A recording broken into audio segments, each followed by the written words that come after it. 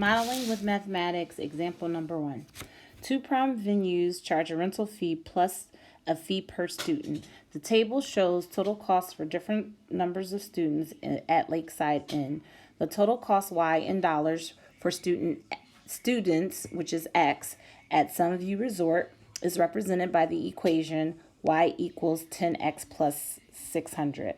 Which venue charges less per student, and how many students must attend for the total cost to be the same?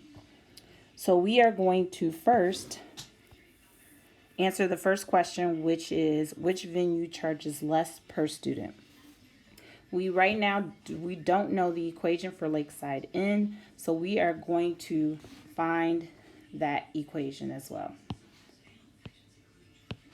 So the first thing we're going to do is find the slope using the slope formula and the information from the table. So I'm going to pick 2 points from the table, an X and an AY. So 100, 1500, and I'm going to also pick 125 and 1800. So I'm going to use the slope formula. So I'm going to subtract my Y's over the difference of the X's, which equals negative 300 over negative 25, and our slope is 12. So next I'm going to use one X and Y, so 100 and 1500, and I'm going to plug in those values into our point slope formula. So Y minus Y1, so Y1 is going to be 1500 equals M. We know our M is equal to 12 times X minus X1, which is 100.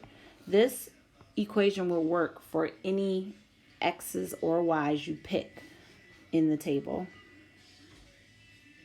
So I'm going to solve this equation for Y. Distributive property. So 12X minus 1200. Add 1500 to both sides of the equal sign. And Y is equal to 12X plus 300. So that is the equation for Lakeside Inn.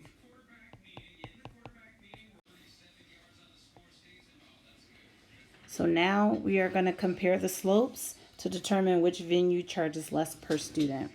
We know X is students, so we have to look at the slope to determine who charges less per student.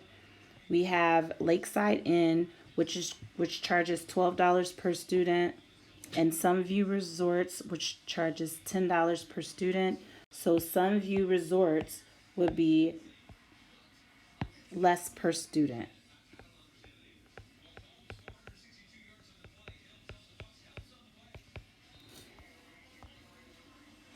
So how many students must attend for the cost to be the same? So now we're going to set our two equations equal to each other. So 12X plus 300 is equal to 10X plus 600. So we subtract, we're going to solve for X, which is our students. So we're going to subtract 10X from both sides of the equal sign. And then we are left with 2X plus 300 equals 600. Subtract 300 from both sides of the equal sign. So 2X is equal to 300. We're going to divide both sides by 2.